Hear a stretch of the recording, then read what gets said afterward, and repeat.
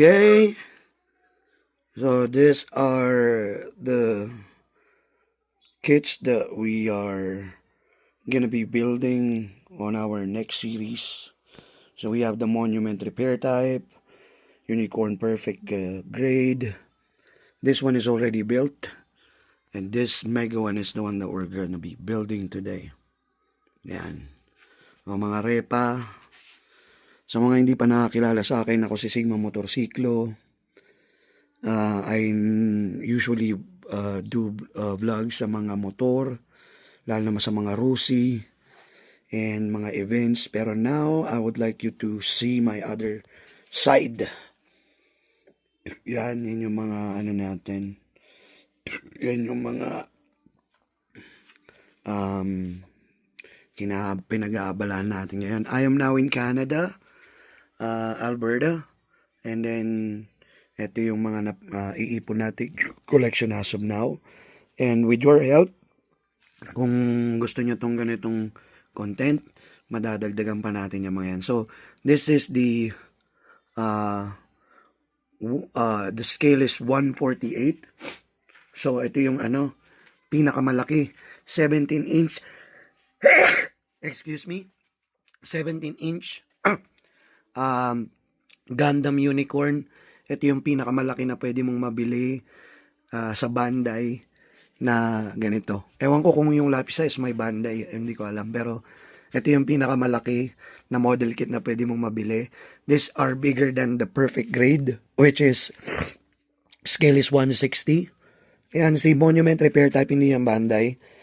Nelson Works yan. So, wag na natin patagalin. Ito na siya. Bubuhin na natin, pre. Okay guys, just like what you saw on the intro, this is what we're gonna be building right now. This is the Unicorn Gundam Destroy Mode mega size.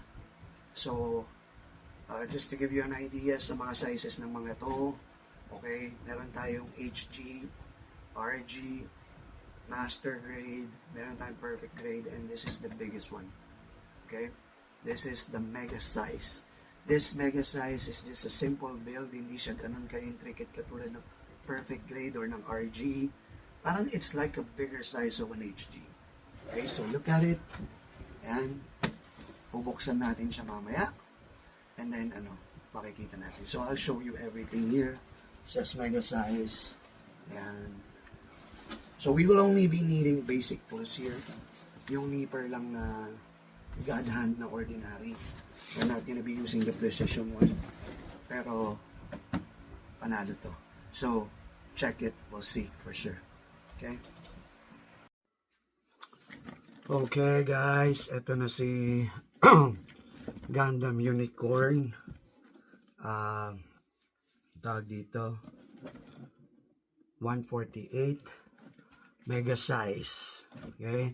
So, sa hindi nakakaalam kay Gundam Unicorn is part of the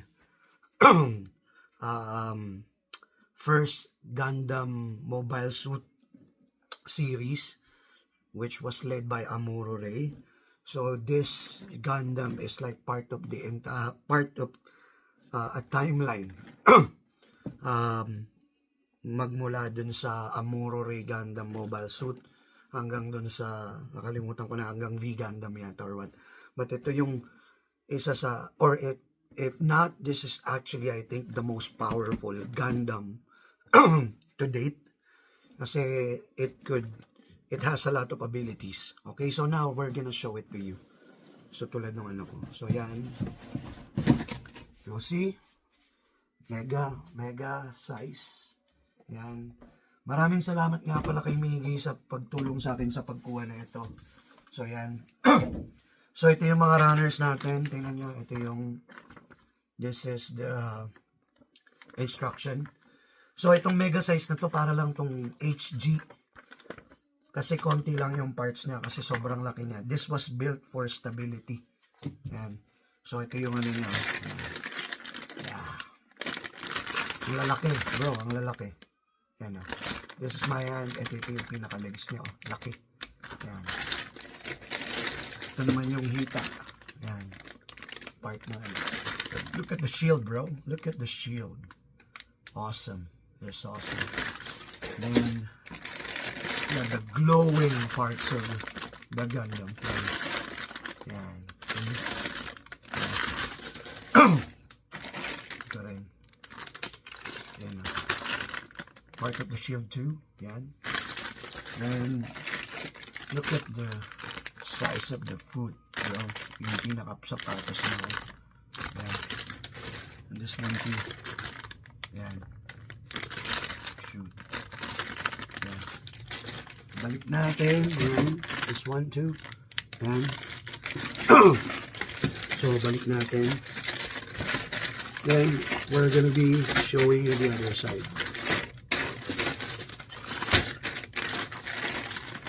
So, one thing is for sure, this Gundam is really big. Look at the antenna. I'll show you a Gundam.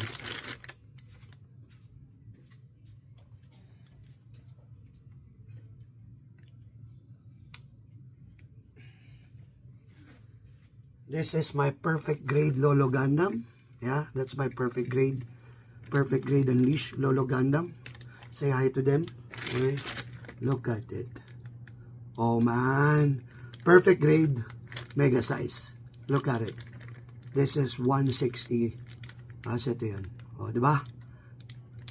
Ano pa lang? Ang laki na. So, Lolo Gundam, thank you very much. Say bye-bye to them. Yan. Okay. And then another size comparison. Ito yung RG ko na Lolo Gundam. Ayan siya. RG. Tingnan mo yan. Diba? Antenna pa lang. Alam na. V antenna pa lang. Alam na this.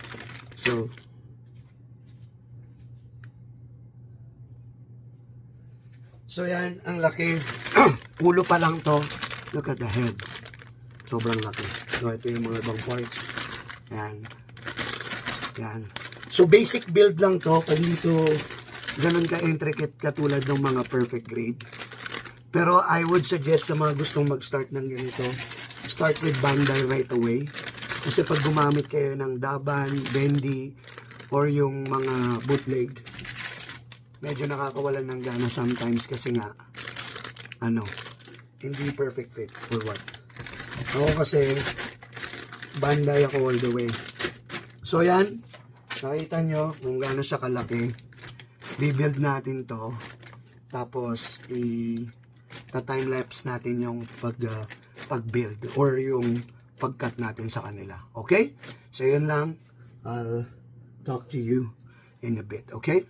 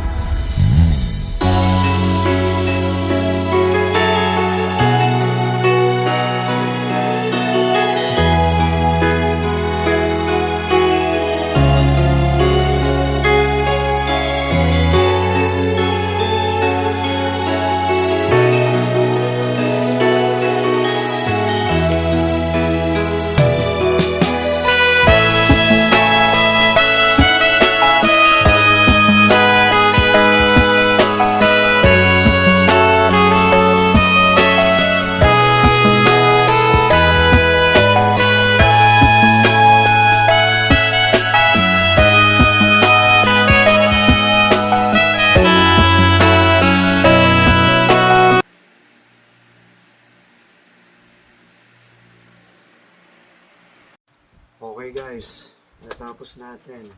We started maybe 9 o'clock and then natapos tayo ng 3:30, pero the stickers are not included yet. So what we just did is we assembled it. No sanding, no anything, but made sure natin na yung pagkakaputol is okay. So here it is now. Ayan siya. Ang laki. 17 inches. Ayan. And I'll show you how big it is compared to my PG. Oh, let's go first with my RG. Asan na? Wait lang, nakatakip eh. So, ito yung PG ko na Lolo Gundam. Wait lang. Ayan na natin ng konti. Ayan. Ayan. So, ito si Lolo Gundam na RG. Ayan si Lolo Gundam na RG. Ito si Lolo Gundam na perfect grade Unleashed. And then ito naman si mega size na Unicorn Gundam. It was a good experience building it, and napaka straightforward niya. And then napakadali niyang i-build para lang siyang HG na malaki. Pero kahit pa paano, the details are good. Hindi pa ako tapos sa mga stickers niya. So next episode siguro we're gonna be putting the decals. Medyo mahaba-haba na yung araw. But rest assured na hindi lang ito yung susunod. Hindi lang ito yung build na gagawin natin. Mas marami pa. So, ano ba? Maraming salamat sa panunood. And yeah, keep watching. Nice! 你好抽咩？好抽冇北京用㗎，出嚟行講勢力，講單位，你邊煩嘅？